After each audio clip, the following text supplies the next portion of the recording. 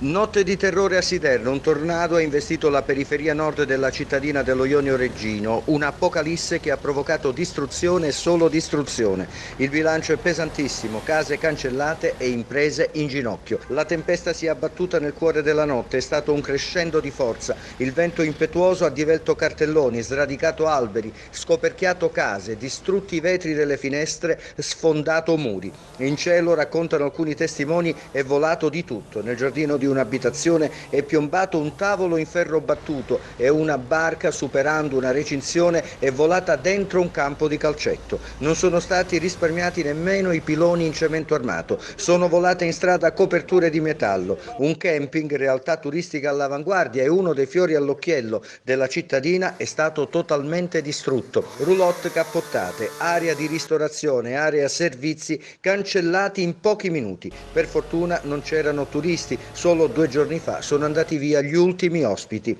Una sequenza di distruzione che ha lasciato attoniti tutti. Durante la tempesta nelle case, ci raccontano, i genitori hanno abbracciato i loro figlioletti nel tentativo estremo di proteggere coloro che sono i più indifesi, ma nella notte di terrore sidernese gli indifesi sono stati tutti ed è un miracolo se si è impegnati a fare solo la conta dei danni alle cose. Siderno è il territorio più colpito, ma per tutto il Reggino è stata una notte difficile. Pioggia e vento hanno provocato danni notevoli, ma la vera protagonista è stata la paura. Ormai è chiarissimo che con i cambiamenti climatici si debbano fare i conti quando meno te l'aspetti.